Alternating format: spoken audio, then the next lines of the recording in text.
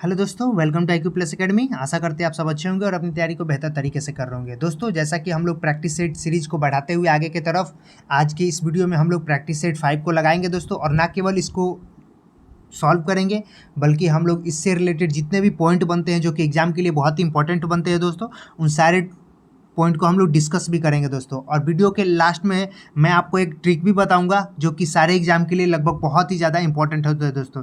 Definitely उससे एक ना एक क्वेश्चन आपको एग्जाम में देखने को मिलेंगे, तो आप प्लीज़ वीडियो को अंत तक जरूर देखिएगा दोस्तों, क्योंकि वो ट्रिक बहुत ही ज़्यादा इंपॉर्टेंट होता है किसी भी एग्जाम के लिए। यहाँ तक कि BPSC में भी उससे एक ना एक क्वेश्चन हमेशा पूछे ही जाते हैं दोस्तों। तो चलिए दोस्तों, वीडियो को शुरू करते हैं फटाफट। आज का अपना पहला क्वेश्चन है, राजा राम मोहन रॉय द्वारा ब्रह्मो समाज की स्थापना की गई थी। तो दोस्तों, जैसा कि हमें पता है, राजा राम मोहन रॉय जी के द्वारा ब्रह्मो समाज की स्थापना 1828 में की गई थी दोस्तों, है ना। अब इनके बारे में अगर मैं बात करूँ, राजा राम मोहन रॉय के बारे में बात करूँ, तो इनके बारे में कौन नहीं जानता दोस्तों। ये एक्चुअली आधुनिक भारत के पिता माने जाते हैं दोस्तों, है ना। और इनके द्वारा कुछ पुस्तकें हैं और कुछ पत्रिकाएं हैं जो कि बहुत ज़्यादा इंपॉर्टेंट है जो, तो इस एग्जाम के दृष्टिकोण से एग्जाम में लगभग ऐसे इनके क्वेश्चन पूछे ही जाते हैं। एक है आपका प्रिसेप्ट्स ऑफ जीसस, जो कि बहुत ही इंपॉर्टेंट है दोस्तों, है ना। ईसाई धर्म के चमत्कारों पर प्रहार करते हुए इस पुस्तक को लिखा था, उसी के बारे में कुछ रिलेटेड था, है ना। और इन्होंने ही ब्रह्मो समाज की स्थापना करी थी। एक्चुअली पता है, ब्रह्मो समाज की स्थापना करी थी ना, उस समय इसका नाम था ब्रह्म सभा, है ना। फिर बाद में चल के यही ब्रह्मो समाज बन गया दोस्तों, है ना, ये भी याद रखिएगा। और इनकी कुछ पुस्तकें की मैं बात कर लूँ तो आपका प्रिंसेस ऑफ जीसस मैंने कही, संवाद कैमुद है जो कि बंगाली में लिखा था, ये भी बहुत बार एग्जाम में पूछा हुआ क्वेश्चन है ना दोस्तों, याद रखिएगा। और इनकी कुछ पत्रिकाएं हैं जो कि बहुत ही इंपॉर्टेंट है, मिरात उल अखबार जो कि फारसी में लिखी थी, है ना, मिरात उल अखबार, ये भी याद रखिएगा। फिर उसके अलावा एक आ जाता है आपका ब्राह्मणिकल मैगजीन, जो कि अंग्रेजी में लिखा था, ब्राह्मणिकल मैगजीन, याद रखिएगा। चलिए, तो ये कुछ इंपॉर्टेंट पुस्तकें और पत्रिकाएं थी इनकी जो कि बहुत इंपॉर्टेंट हो जाती है एग्जाम के दृष्टिकोण से, याद रखना है ना। चलिए, अगला प्रश्न देख लेते हैं दोस्तों। मुगल प्रशासन में मुहतसिब था दोस्तों, ये मुहतसिब पता है एक ऐसा अधिकारी था ना, लोक अंचल अधिकारी था दोस्तों। इसका राइट आंसर ऑप्शन सी हो जाएगा। ये एक्चुअली पता है क्या करता था, इसका काम क्या था, इस अधिकारी का काम क्या था। इसका काम था, अगर उस राजपाट में क्या होता है कि कहीं पे शराब कोई पी रहा है, जुआ खेल रहा है, तो उन लोगों को रोकना, है ना, यही इसका काम था। और ये औरंगजेब का था दोस्तों अधिकारी, है ना, औरंगजेब के समय में था। औरंगजेब, याद रखिएगा, औरंगजेब आपको पता ही है, ये मंदिर तोड़वाने के काम में भी इसी अधिकारी को लिया रखा गया था कि मंदिर तोड़ने का काम जो मिलेगा इसी को, औरंगजेब, जो कि बहुत ही क्रूर शासक था दोस्तों, है ना। चलिए, अगला प्रश्न देख लेते हैं दोस्तों। भारतीय संविधान में पहला संशोधन किस वर्ष किया गया था। तो दोस्तों, भारतीय संविधान में पहला संशोधन जो किया गया था 1951 में किया गया था, है ना। भूमि सुधार अधिनियम जो आया था दोस्तों, है ना, याद रखिएगा, जो कि आपका 9वां अनुसूची बना। पहले 8 अनुसूचियाँ हुआ करती थी, फिर 9वां अनुसूची में इसको जगह दी गई, आपको पता ही है। टोटल अभी 12 अनुसूचियाँ हैं। चलिए, अगला प्रश्न देखते हैं दोस्तों। गुलाम वंश का प्रथम शासक कौन था। तो दोस्तों, इसका जो राइट आंसर हो जाएगा ऑप्शन बी हो जाएगा, कुतुबुद्दीन ऐबक गुलाम वंश का प्रथम शासक था। अगला प्रश्न देखते हैं। कनिष्क के शासनकाल में बौद्ध सभा किस नगर में आयोजित की गई थी। दोस्तों, ये पाटलिपुत्र में आयोजित की गई थी। और मैं आपको बता दूं कि मैं आज इसी के एक शॉर्ट ट्रिक के बारे में बताने वाला हूं आज की इस वीडियो के लास्ट में, है ना। तो ज़रूर आप देखिएगा दोस्तों, क्योंकि इससे रिलेटेड 4 ही 5 ऐसे आपके पॉइंट बनते हैं जो कि एग्जाम में पूछे जाते हैं। और मुझे लगता है क्या कि मैंने जितना भी अभी तक क्वेश्चन एनालिसिस किया ना प्रीवियस ईयर का, यहाँ तक कि BPSC का भी, तो उसमें एक ना एक क्वेश्चन आपको यहाँ से देखने को मिलते हैं। आपका बौद्ध संगति, लगभग बौद्ध सभा का 4 या 5 ही ऐसे पॉइंट बनते हैं जो कि पूछ लिए जाते हैं। जैसे कि मान लो कि बौद्ध संगति किसके शासनकाल में हुआ और कहाँ पर हुआ, इसी से क्वेश्चन रिलेट करते हैं ना। तो ये मैं आपके वीडियो के लास्ट में बताऊँगा, तो आप वीडियो के लास्ट तक जरूर बने रहिएगा और देखिए। तब तक के लिए बहुत ही अच्छे से और भी मैं ट्रिक बताते चलूँगा। चलिए, अगला प्रश्न क्या कह रहा है। निम्नलिखित में से किस परिस्थिति में भारत में स्वतंत्रता के मौलिक अधिकार को कम किया जा सकता है। तो देखिए दोस्तों, एक ही रीजन है, राष्ट्रीय आपातकाल जब लगता है ना, तभी थोड़ा सा कम किया जा सकता है हमारे मौलिक अधिकार को, नहीं तो नहीं, है ना। और देखिए, उनमें से भी कुछ ऐसे हमारे पास आर्टिकल हैं, कुछ ऐसे भी अधिकार हैं जो कि नहीं किए जा सकते हैं। वो आर्टिकल 20 और आर्टिकल 21 जो होता है ना, इसको नहीं मतलब इति किया जा सकता है ना। तो ध्यान रखना है, इसको ख़त्म नहीं किया जा सकता है किसी भी सिचुएशन में। चलिए, अगला प्रश्न है। यमुना नदी निम्नलिखित में से किस राज्य में नहीं गुजरती है। तो देखिए दोस्तों, ये जो है ना आपकी उत्तराखंड से आती हुई है ना, उत्तराखंड, हरियाणा, उत्तर प्रदेश होते हुए दिल्ली को जाती है ना। तो ये आपका गुजरात तो बहुत ऑड पर जा रहा है ना, वेस्ट में हो जा रहा है ना पूरा का पूरा। तो ये गुजरात से नहीं होती है ना, तो याद रखिएगा दोस्तों, ऑप्शन सी इसका राइट आंसर हो जाएगा। अगला प्रश्न देखते हैं। और ये आपकी गंगा की सहायक नदी है, सबसे बड़ी सहायक नदी है दोस्तों। और इसका जो टोटल लेंथ है ना, लंबाई है ना, वो आपका है 1376 किलोमीटर। याद रखिएगा दोस्तों, ये भी एग्जाम में पूछा हुआ क्वेश्चन है। अगला प्रश्न है, निम्नलिखित में से कौन सा श्रम गहन उद्योग है? तो दोस्तों इसका जो राइट आंसर हो जाएगा ना, वो हो जाएगा आपका ऑप्शन सी, चाय। चाय जो है वो श्रम गहन उद्योग है ना, उसमें आता है आपका। चलिए अगला प्रश्न देख लेते हैं दोस्तों। नौकरशाही, ब्यूरोक्रेसी का कार्य क्या होता है? ब्यूरोक्रेसी का कार्य क्या होता है दोस्तों? जो कि एसडीएम बनते हैं, आईएएस बनते हैं, जो कि एडमिनिस्ट्रेशन लेवल पे जो काम करते हैं, उनका काम क्या होता है एक्चुअली? तो सरकार की नीतियों को लागू करते हैं, लागू करने में हेल्प करते हैं ना, प्रशासन चलाना भी उनका काम होता है, और मंत्रियों की भी सहायता करते हैं, है ना। क्योंकि आपके जो मंत्रियों के जो होम सेक्रेटरी बन जाते हैं, बड़े बड़े उच्च पदों पे जो चल जाते हैं, वो क्या करते हैं? मंत्रियों की तो सहायता करते हैं ना। तो इसका राइट आंसर ऑप्शन डी हो जाएगा दोस्तों, सभी सही है ना। चलिए आशा करते हैं कि आप लोग भी एक दिन बने, है ना। चलिए, डैश पूर्वी पर्वत श्रृंखला के रूप में जानी जाती है? तो दोस्तों जैसा कि हमें पता है, पूर्वी पर्वत श्रृंखला के रूप में कौन सी जानी जाती है दोस्तों? तब पटकाई पहाड़ियाँ ही पूर्वी श्रृंखला के रूप में जानी जाती है ना, पूर्वी पर्वत श्रृंखला के रूप में जानी जाती है। चलिए अगला प्रश्न देख लेते हैं दोस्तों। अगला प्रश्न क्या कह रहा है, भारत के संविधान में कितनी अनुसूचियां हैं? तो दोस्तों जैसा कि हम लोगों ने पहले भी डिस्कस किया और अभी भी कर रहे हैं कि पहले 8 हुआ करती थी, लेकिन अब बढ़ के 4 और उसमें ऐड ऑन हुई है, तो कितनी हो गई है दोस्तों? 12 हो गई है, जैसा कि हमें पता है ना। और टोटल भाग कितने हैं दोस्तों? तो 22 है। अनुच्छेद कितने हैं? 395 हैं, जैसा कि हमें पता है, याद रखिएगा। और 395 में से सबसे अधिक कहाँ से लिया गया है दोस्तों? इसका स्रोत क्या है? तो 1935 का जो भारत सरकार अधिनियम है, वहाँ से सबसे अधिक लिया गया है। लगभग 250 अनुच्छेद तो वहीं से लिए गए हैं, है ना, याद रखिएगा 250। चलिए अगला प्रश्न क्या कह रहा है, सुरक्षा प्रकोष्ठ की नीति संबंधित है? तो दोस्तों ये वारेन हेस्टिंग्स से संबंधित है, क्योंकि वारेन हेस्टिंग्स ने ये नीति अपनाई थी, और वेलेजली ने भी कहीं ना कहीं इसे वो कोरिलेट करते हैं, उनसे इसे संबंध रखते हैं, क्योंकि उन्होंने भी ऐसा कुछ करा था। चलिए, ये राज्यों के चारों तरफ इन्होंने एक वो बना दिया था, है ना। All India trade union Congress का प्रथम अध्यक्ष कौन था? तो दोस्तों all India trade union Congress का जो प्रथम अध्यक्ष थे वो लाला लाजपत राय थे दोस्तों, है ना, 1920 की बात है। चलिए, गरम दल के नेता भी थे दोस्तों, है ना। अगला प्रश्न क्या कह रहे हैं, भारत छोड़ो आंदोलन के समय इंग्लैंड का प्रधानमंत्री कौन था? तो दोस्तों ये विंस्टन चर्चिल हुआ करते थे दोस्तों, जिनका कार्यकाल 40 से 45 था, है ना, 40 से 45 था ना, 1900। चलिए अगला प्रश्न क्या कह रहा है, महावीर स्वामी का जन्म कहाँ हुआ था? तो दोस्तों महावीर स्वामी का जो जन्म हुआ था वो कुंडग्राम में हुआ था, वैशाली के। चलिए, महात्मा बुद्ध का महापरिनिर्वाण कहाँ हुआ था? महापरिनिर्वाण का मतलब होता है दोस्तों मृत्यु, है ना, याद रखिएगा, इसका मतलब ही होता है मृत्यु।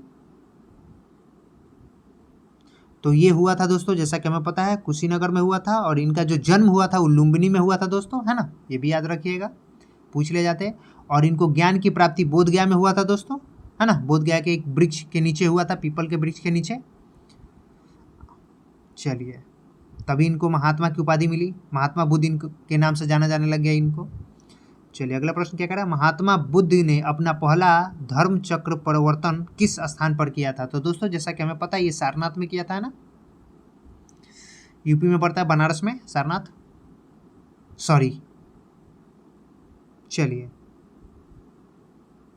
अगला प्रश्न देख लेते हैं दोस्तों, मगध की प्रथम राजधानी कौन सी थी? तो दोस्तों मगध की प्रथम राजधानी जो थी वो गिरिब्रज राजगृह थी, लेकिन उदयन के द्वारा क्या किया गया दोस्तों? उदयन के द्वारा इसकी राजधानी बदल के पाटलिपुत्र कर दी गई दोस्तों, है ना, पाटलिपुत्र कर दी गई। चलिए अगला प्रश्न देख लेते हैं दोस्तों, निम्नलिखित में से किसको संविधान द्वारा मौलिक अधिकारों को लागू करने की शक्ति दी गई है? तो दोस्तों जैसा कि हमें पता है, मौलिक अधिकार को लागू करने की शक्ति सर्वोच्च न्यायालय और उच्च न्यायालय को दी गई है दोस्तों। आर्टिकल 32 क्या कहता है? रिट जारी करता है, वही ना, कि अगर हमारे कानून, हमारे अधिकार में अगर किसी तरह से कोई हनन हो रहा है तो हम लोग जाकर सुप्रीम कोर्ट, हाई कोर्ट में वो कर सकते हैं ना, तो रिट जारी करता है, पता है ना, आर्टिकल 32 अच्छे से पढ़ो ना। तो भीमराव अम्बेडकर जी ने संविधान की आत्मा आर्टिकल 32 को ही बोला था, ये भी याद है ना, याद रखना, एग्जाम में पूछ लिए जाते हैं डायरेक्ट क्वेश्चन इससे। अगला प्रश्न क्या कह रहा है, भारत का राष्ट्रपति किसके द्वारा हटाया जा सकता है? तो दोस्तों जैसा कि हमें पता है, एक तो वो खुद से त्यागपत्र दे या फिर उन पे महाभियोग चलाया जा सकता है। तो महाभियोग कौन चलाता है दोस्तों? तो वो संसद में होता है दोस्तों, है ना, संसद के द्वारा। आर्टिकल 61 के द्वारा इन पे महाभियोग चलता है दोस्तों, है ना, याद रखिएगा। अगला प्रश्न क्या कर रहा है, निम्नलिखित में से कौन सा विषय समवर्ती सूची में है? देखते हैं दोस्तों समवर्ती सूची में कौन सा विषय है। तो ऑप्शन है कृषि, शिक्षा, पुलिस, रक्षा। तो दोस्तों जैसा कि हमें पता है समवर्ती सूची में कौन सा होता है दोस्तों, तो ये हो जाता है आपका ऑप्शन बी, शिक्षा। राज्य भी है और केंद्र भी है ना। रक्षा तो सीधा सीधा आपका केंद्र में ही आता है, कृषि, पुलिस। चलिए अगला प्रश्न क्या कह रहा है, किसी समिति में की सिफारिश पर भारत में पंचायती राज की स्थापना की गई, उसका अध्यक्ष कौन था? तो दोस्तों जैसा कि हमें पता है बलवंत राय मेहता कमेटी 1957 में आया था दोस्तों। इन्होंने ये सिफारिश करी थी कि अगर सेंट्रलाइजेशन करना है, विकेंद्रीकरण करना है लोकतंत्र का, तो आपको ये चीज़ें अप्लाई करनी पड़ेगी, है ना। पंचायती राज 1957 की बात है ना, उसी समय बलवंत राय मेहता कमेटी बहुत ही फेमस है दोस्तों, पॉलिटी में बहुत बार ये एग्जाम में पूछा हुआ क्वेश्चन है। चलिए अगला प्रश्न क्या कह रहा है, आर के लक्ष्मण किस कला के लिए जाने जाते हैं? तो दोस्तों ये इंडियन कार्टूनिस्ट है ना, याद रखिएगा। अगला प्रश्न है, राज्यसभा में राष्ट्रपति द्वारा कितने सदस्य मनोनीत किए जाते हैं? तो दोस्तों जैसा कि हमें पता है टोटल जो होते हैं राज्यसभा में कितने होते हैं दोस्तों, तो 250 होते हैं, है ना। और उसमें से 238 जो होते हैं ना, वो आपके राज्य और संघ राज्य जो होता है, संघ जो होते हैं उनसे लिए जाते हैं ना, संघ वाले से और उससे, मतलब कि आपका यूटी से भी आते हैं और राज्य से भी आते हैं। और उसके अलावा जो 12 होते हैं ना दोस्तों, ऑप्शन सी इसका राइट आंसर होगा। 12 जो होते हैं ना वो राष्ट्रपति के द्वारा मनोनीत करके आते हैं ना, 12। चलिए पंचायत के चुनाव कराने हेतु निर्णय किसके द्वारा लिया जाता है? तो पंचायत का जो चुनाव होता है उसका निर्णय किसके द्वारा लिया जाता है दोस्तों? तो ये पूरी की तरीके से राज्य सरकार द्वारा लिया जाता है। अभी हाल ही में चुनाव हुए तो देख रहे दोस्तों, बार बार इसको शिफ्ट किया जा रहा था, है ना, चुनाव को। तो ये भी कहीं ना कहीं विषय है आपका, राज्य सरकार की अंडर में आता है। चलिए और इसमें अगर मुखिया का चुनाव होता है, जिला परिषद का चुनाव होता है आपका, फिर क्या होता है, सरपंच का होता है, पंचायत समिति होती है, वार्ड मेंबर होते हैं, यही सब होता है ना एक्चुअली, याद रखिएगा। अगला प्रश्न क्या कह रहा है, भारत के संविधान का निम्नलिखित में से कौन सा अनुच्छेद प्रेस की स्वतंत्रता से संबंधित है? तो दोस्तों इसका जो राइट आंसर हो जाएगा ना, ऑप्शन ए हो जाएगा, अनुच्छेद 19। देखिए प्रेस की स्वतंत्रता कहीं ना कहीं अभिव्यक्ति की स्वतंत्रता में ही है दोस्तों, है ना। प्रेस की स्वतंत्रता ये आपका आर्टिकल 19 का 1 का ए में आता है दोस्तों, है ना, याद रखिएगा। 19 का 1 का ए में आता है, याद रखिएगा। चलिए ये भी पूछा हुआ क्वेश्चन है। आर्टिकल 20 आप हमें बताओ, 21, 22।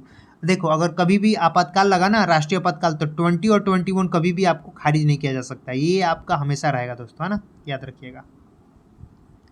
चलिए अगला प्रश्न क्या कह रहा है, निम्नलिखित में से किस संविधान संशोधन अधिनियम को लघु संविधान कहा जाता है, मिनी कॉन्स्टिट्यूशन कहा जाता है? तो दोस्तों ये आर्टिकल जो आपका 42 है ना, सॉरी मतलब संविधान जो हुआ था, संशोधन हुआ था 42 वाला 1976 में हुआ था ना, 1976 में इंदिरा गांधी के टाइम वाला ये बात है। तो उस समय क्या हुआ था कि लोकसभा का जो कार्यकाल होता है ना 5 साल का, तो उसको 6 साल कर दिया गया। और प्रेसिडेंट को मतलब किसी भी चीज़ को जो भी आपका कमेटी द्वारा उनको दिया जाएगा, कोई भी पारित किया जाएगा राज्यसभा लोकसभा से, तो उनको मानने के लिए वैध कर दिया गया था कि नहीं वो मानेंगे ही, है ना। तो उसको फिर बाद में जाकर 78 वाला जो अधिवेशन हुआ था, 48वां अधिवेशन हुआ था 78 में, तो उसमें क्या किया गया था दोस्तों कि उसमें ये चीज़ों को फिर से अच्छे से मैनेज किया गया था, है ना। तो 6 साल का जो हो गया था शासनकाल, उसको फिर से 5 साल किया गया। और जो कुछ मतलब चीज़ों को हटाकर राष्ट्रपति के द्वारा एथी कर दिया गया, जैसे कि वो एक बार फिर से पुनर्विचार के लिए किसी भी प्रस्ताव को भेज सकते हैं, है ना। तो ये चीज़ें कर दी गई थी, तो ऐसा ही कुछ मामला था। चलिए अगला प्रश्न देख लेते हैं, मेघालय पठार संरचना की दृष्टि से किसके समकालीन है? तो दोस्तों ये छोटा नागपुर के समकालीन है, और छोटा नागपुर आपका झारखंड वाला एरिया में पड़ता है, याद ये हुंडरू प्रपात यहीं पे है। चलिए निम्नलिखित प्रत्यक्ष करों में से किस कर से सरकार को अधिकतम राजस्व की प्राप्ति होती है? तो दोस्तों ये निगम कर से सबसे अधिक कर की प्राप्ति होती है? कॉर्पोरेट टैक्स से, याद रखिएगा। चलिए अगला प्रश्न देख लेते हैं। भारत में सबसे अधिक कॉफ़ी उत्पन्न करने वाला राज्य कौन सा है? तो दोस्तों सबसे अधिक जो उत्पन्न करने वाला राज्य है ना वो है कर्नाटक। लगभग इंडिया का टोटल का 56.5% उत्पादन यही करता है, प्रोडक्शन यही स्टेट करता है, केवल कर्नाटक दोस्तों, याद रखिएगा। अगला प्रश्न है, भारत में जनसंख्या वृद्धि के इतिहास में कौन सा वर्ष महाविभाजन का वर्ष कहलाता है? तो दोस्तों ग्रेट डिवीजन ईयर कौन सा ईयर कहलाता है दोस्तों? तो वो होता है आपका 1921 ईयर, है ना, 1921 का ईयर। चलिए निम्नलिखित में से कौन सा एक राजकोषीय नीति फिजिकल पॉलिसी का उपकरण नहीं है? तो दोस्तों वो है आपका इंटरेस्ट रेट। ये राजकोषीय नीति का उपकरण नहीं है दोस्तों, है ना। ऑप्शन सी इसका राइट आंसर हो जाएगा। अगला प्रश्न देखते हैं। जैसे जैसे अर्थव्यवस्था विकसित होती है, राष्ट्रीय आय में तृतीय क्षेत्र जो टर्शियरी सेक्टर होता है ना, उसका अंश क्या होता है? बढ़ते जाता है ना, याद करिएगा। तो इसका राइट आंसर ऑप्शन सी हो जाएगा दोस्तों। अगला प्रश्न, संसद की लोक लेखा समिति में कितने सदस्य होते हैं? तो दोस्तों इसमें जो टोटल नंबर ऑफ सदस्य होते हैं ना, मेंबर होते हैं ना, वो आपका 22 होते हैं दोस्तों, है ना। 17 4 में डिवाइड होते हैं, सॉरी 17 और 5 में। अगला प्रश्न है, निम्नलिखित में से किस गवर्नर जनरल में इनाम कमीशन गठित किया गया था? तो दोस्तों ये डलहौजी के द्वारा घोषित किया गया था। ये एक्चुअली पता है क्या था कि जो भी कर से ग्रसित और ऐसे कुछ संपत्तियां थी ना, तो उनको ये पता लगाते थे और फिर इसको एक्वायर कर लेते थे, हड़प लेते थे। तो इनका काम ही था हड़पना, क्योंकि हड़प नीति इन्हीं की थी। तो ये बहुत ही मतलब हड़पने के लिए बहुत ही उत्तेजित होते थे, बहुत ही उत्साहित रहते थे कि किसको कैसे हड़प लिया जाए। इन्हीं की वजह से तो बहुत कहीं ना कहीं ये भी कहीं रीजन था डलहौजी की हड़प नीति कि 1857 की जो विद्रोह था वो स्टार्ट हुआ। तो कहीं ना कहीं ये भी एक रीजन था, है ना दोस्तों, याद रखिएगा। एग्जाम में ये भी क्वेश्चन हो जाते हैं। अगला प्रश्न है, शारदा मणि कौन थी? तो दोस्तों शारदा मणि जो थी ना, वो रामकृष्ण परमहंस की पत्नी थी। रामकृष्ण परमहंस की पत्नी थी। और ये रामकृष्ण परमहंस कौन से दोस्तों? तो ये स्वामी विवेकानंद के गुरु थे दोस्तों, है ना, याद रखिएगा। स्वामी विवेकानंद के गुरु थे, स्वामी विवेकानंद के गुरु थे। और स्वामी विवेकानंद को तो आप जानते ही हो। चलिए, अंग्रेजी भारतीय सेना ने चर्बी वाले कारतूसों से चलने वाली एनफील्ड राइफल कब शामिल करी थी? तो दोस्तों यही तत्कालीन कारण था 1857 की क्रांति का। चर्बीदार कारतूस को ऐड ऑन किया इन लोगों ने अपनी सेना में, ऐसे बंदूक को यूज़ करने के लिए। तो मंगल पांडे जी ने 2 गोली मारी सेना को, 2 सेना को गोली मारी और उसके बाद से विद्रोह स्टार्ट हुआ। और इधर मेरठ से ही स्टार्ट हुआ आपका, मतलब बहुत ही लंबा चला। और इसके हीरो रहे, हीरो तो एक्चुअली जितने भी पार्टिसिपेंट थे, जितने भी शामिल थे, सबके सब थे। लेकिन एक अपने बिहार से माने जाते हैं, वीर कुंवर सिंह, भारत बिहार के शेर एक्चुअली, है ना। तो ये भी ध्यान रखिएगा, क्वेश्चन होते हैं। और पटना में सबसे पहले इसका स्टार्ट किया था पीर अली ने, वो भी याद रखिएगा, एग्जाम में पूछ ले जाते हैं। तो इसका राइट आंसर ऑप्शन सी हो जाएगा दोस्तों। अगला प्रश्न देखते हैं। बम्बई में अखिल भारतीय ट्रेड यूनियन कांग्रेस की स्थापना कब हुई थी? तो दोस्तों जैसा कि आपको पता है, बम्बई में अखिल भारतीय ट्रेड यूनियन की स्थापना 1920 में हुई थी दोस्तों, है ना। चलिए, और लाला लाजपत राय थे इसके अध्यक्ष पहले। अगला प्रश्न देख लेते हैं। अमृत बाजार पत्रिका की स्थापना किसने करी थी? तो दोस्तों जैसा कि हमें पता है, शिशिर कुमार घोष ने इसकी स्थापना करी थी दोस्तों, है ना। अगला प्रश्न देखते हैं दोस्तों। नालंदा किस धर्म का प्राचीन शिक्षण संस्थान था? तो दोस्तों ये बौद्ध धर्म का संस्थान था, आपको पता ही है। अगला प्रश्न, गांधी इरविन समझौते के हस्ताक्षरित होने में किसकी महत्वपूर्ण भूमिका रही थी? तो दोस्तों तेज बहादुर सप्रू की महत्वपूर्ण भूमिका रही थी दोस्तों। अगला प्रश्न है, अंग्रेजी शासनकाल में भारत का कौन सा क्षेत्र अफीम उत्पादन हेतु प्रसिद्ध था? तो दोस्तों वो बिहार ही था, अफीम उत्पादन में प्रसिद्ध था दोस्तों, पॉपी प्लांट। और यहाँ से प्लांट मतलब अफीम को उगाकर और फिर ले जाकर भारत के जो पड़ोसी देश थे दोस्तों, वहाँ पे ले जाकर बेचा जाता था। और मैक्सिमम ये चीज़ें चाइना में की जाती थी दोस्तों, है ना। चलिए, अगला प्रश्न क्या कह रहा है, निष्क्रिय विरोध पैसिव रेसिस्टेंस के सिद्धांत का प्रतिपादन किसने किया था? तो दोस्तों जो पैसिव रेसिस्टेंस के सिद्धांत का प्रतिपादन जो किया था ना, निष्क्रिय विरोध का सिद्धांत का प्रतिपादन, वो अरविंदो घोष ने किया था दोस्तों, है ना। तो इसका राइट आंसर आपका ऑप्शन डी हो जाएगा, याद रखिएगा। और देखिए, अरविंदो घोष से रिलेटेड कुछ एग्जाम में क्वेश्चन पूछ लिए जाते हैं, जैसे कि इनकी कुछ ऐसी महत्वपूर्ण किताब और पेपर रही, न्यूज़पेपर रही, जो कि बहुत ही इंपॉर्टेंट हो जाती है, जैसे कि कर्मयोगी है, युगांतर है, वंदे मातरम है, लाइफ डिवाइन है, न्यू लैम्प फॉर ओल्ड है ना, न्यू लैम्प फॉर ओल्ड। तो ये कुछ आपकी इनकी महत्वपूर्ण पुस्तकें और पत्रिकाएं हैं जो कि एग्जाम में पूछ ले जाते हैं डायरेक्ट, है ना। तो ये भी याद रखिएगा, Karmayogi, Yugantar, Vande Mataram, life divine, new lamp for old. तो ये आपकी टोटल हो गई 5, है ना, जो कि आपको याद रखना है। चलिए अगला प्रश्न देख लेते हैं।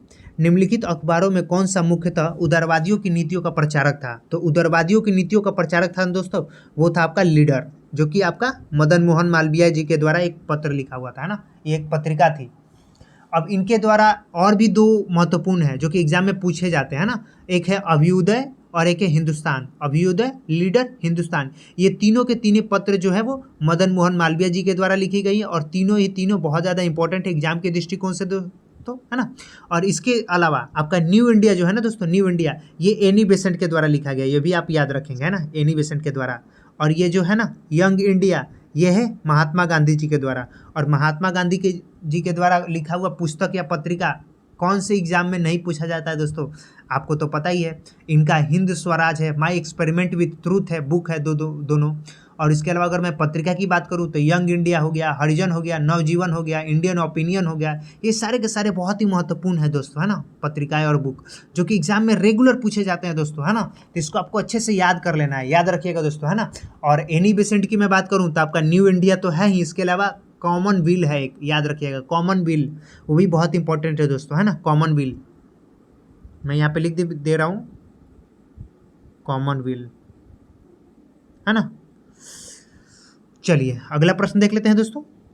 वह कौन सा कांग्रेस अध्यक्ष था जिसने क्रिस्प मिशन व लॉर्ड बेवेल दोनों से वार्ताएं करी थी? तो दोस्तों वो थे आपके अबुल कलाम आज़ाद, क्योंकि जब क्रिस्प मिशन आया था ना तो उस समय जो कांग्रेस के अध्यक्ष थे वो अबुल कलाम आज़ाद ही थे, है ना, मौलाना अबुल कलाम आज़ाद, जो कि आपका इनका जो टाइम रहा था वो 40 से 46 तक का था, 1940 से 1946 तक ये रहे थे दोस्तों, है ना।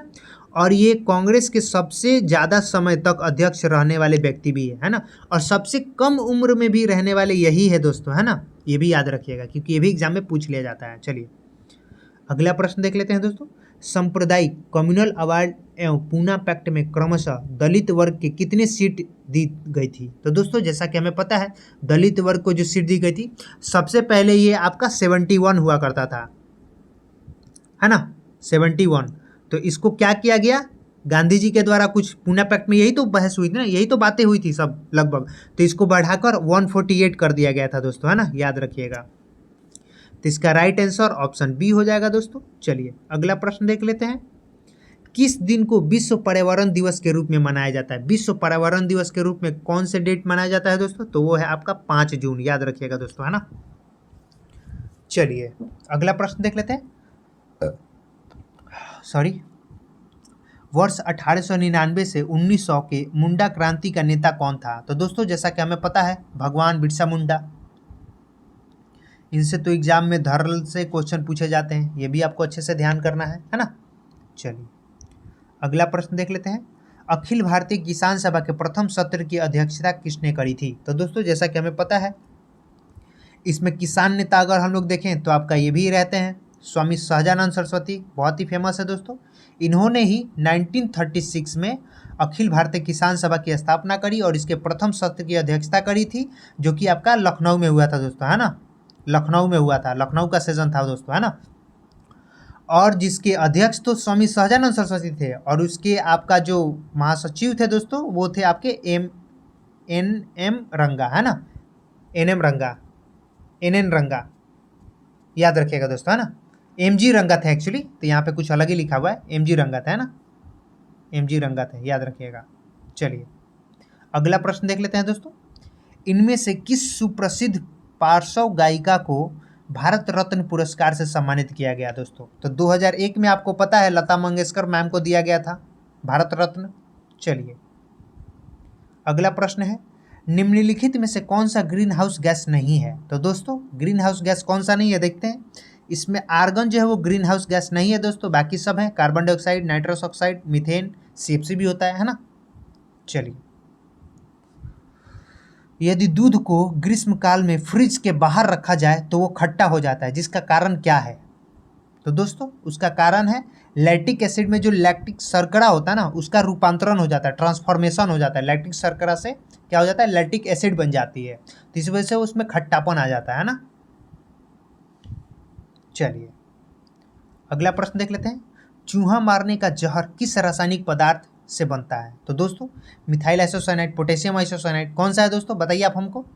तो ये है पोटेशियम आइसोसाइनाइड। जैसा कि हमें पता है पोटेशियम आइसोसाइनाइड बहुत ही जहरीला भी होता है। चलिए अगला प्रश्न है, पीतल में कौन सी धातुएं हैं? तो दोस्तों जैसा कि हमें पता है पीतल में तांबा और जस्ता होती है और इसको बर्तन बनाने में भी यूज किया जाता है दोस्तों।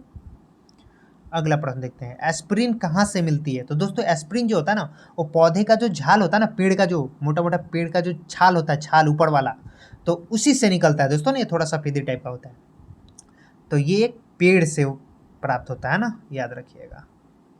चलिए मायोग्लोबिन में कौन सी धातु होती है? दोस्तों ये मायोग्लोबिन कहीं ना कहीं हीमोग्लोबिन का ही वो है, और हीमोग्लोबिन में आपको पता है आयरन की मात्रा होती है, तो ऑप्शन डी इसका राइट आंसर हो जाएगा दोस्तों। अगला प्रश्न देखते हैं, हाइड्रोजन को जलाने से क्या बनता है? तो दोस्तों हाइड्रोजन को जलाने से ही ऑक्सीजन बनता है ना। एक्चुअली हाइड्रोजन को जलाने से पानी बनता है। हाइड्रोजन और ऑक्सीजन का जब वहाँ होता है ना, क्योंकि जलाने से तो जलाओगे तो उसमें ऑक्सीजन तो एक्चुअली होगा ही।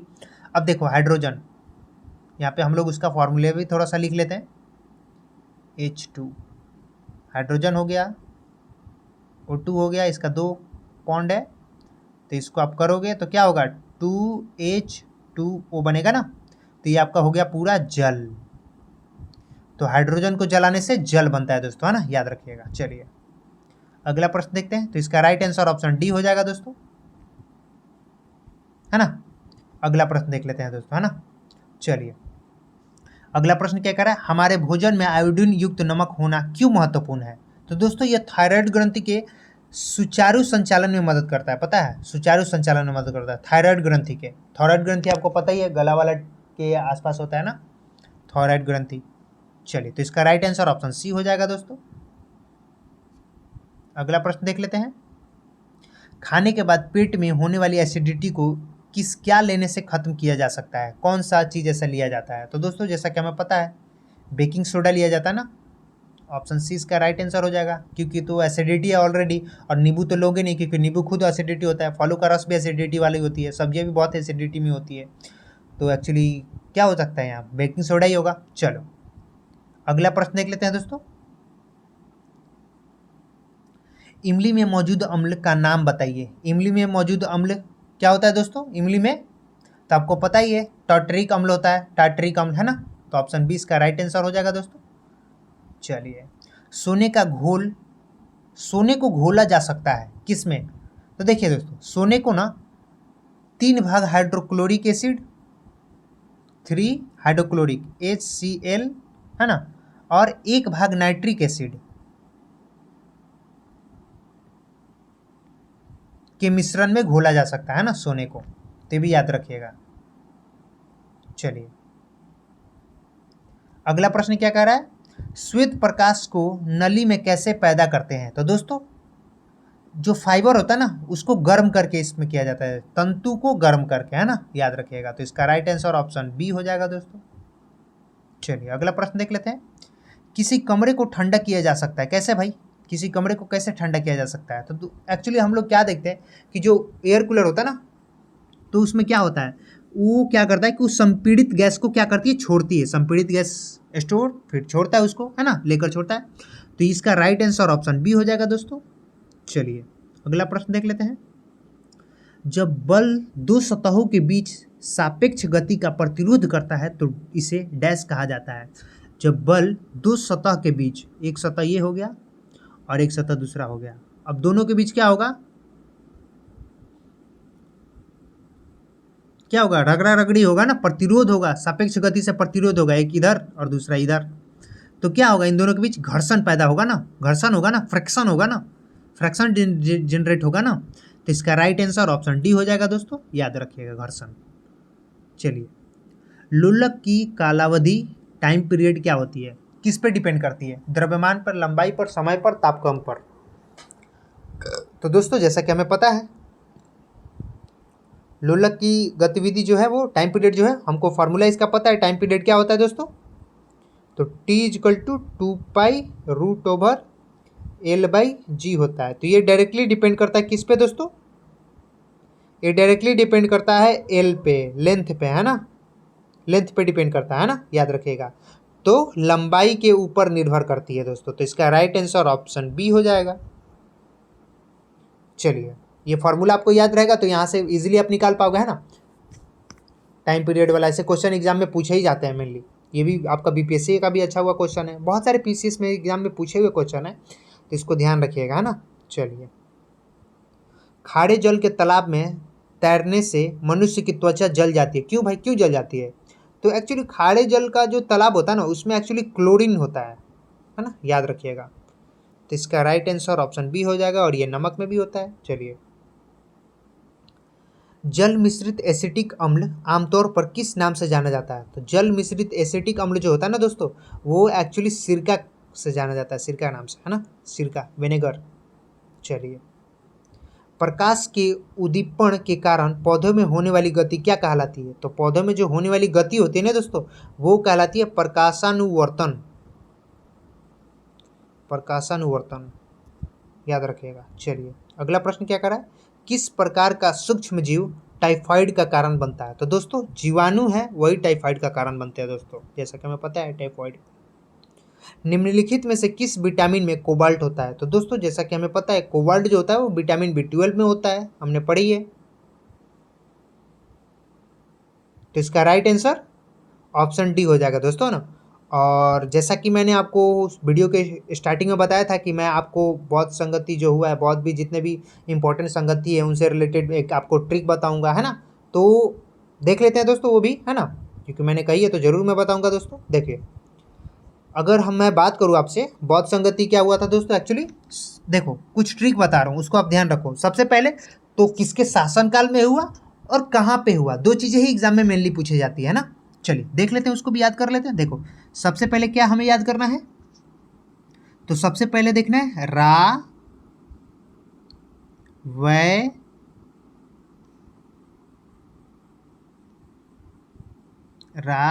वै पाक, रावे पाक हमने देखा। अब इसके साथ साथ क्या देखेंगे हमें? रावे पाक के साथ साथ देखेंगे हम लोग, एक और मैं आपको दिखा देता हूं,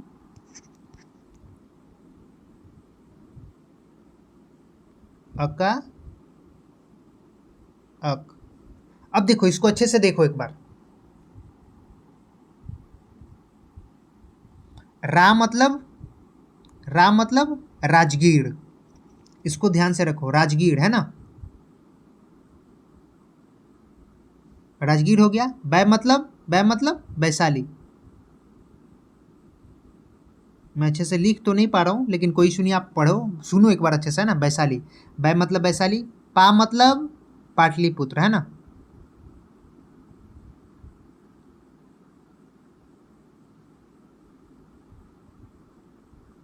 पाटलिपुत्र, पा मतलब पाटलिपुत्र, और ये क का मतलब हो जाता है कश्मीर, है ना। क का मतलब कश्मीर, मतलब यहाँ पे चार चीजें हो गई।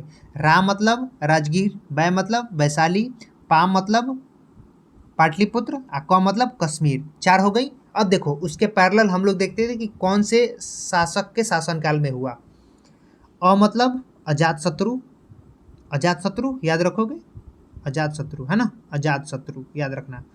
का मतलब काला शोक, काला शोक याद रखना, है ना, काला शोक, अच्छे से ध्यान रखो। अ मतलब अजात शत्रु, अजात शत्रु के शासनकाल में राजगीर में बहुत सभा हुआ था। काला शोक के शासनकाल में वैशाली में हुआ था, याद रखना। अब ये आ जाता है अ का मतलब अशोक, है ना, अशोक, अशोक सम्राट, याद है ना, अशोक सम्राट। तो अशोक सम्राट के शासनकाल में हुआ था पाटलिपुत्र में, याद रखना, पा अ, ये सामने सामने दिख रहा है ना, देखो सामने सामने तो है ना एकदम, याद रखना।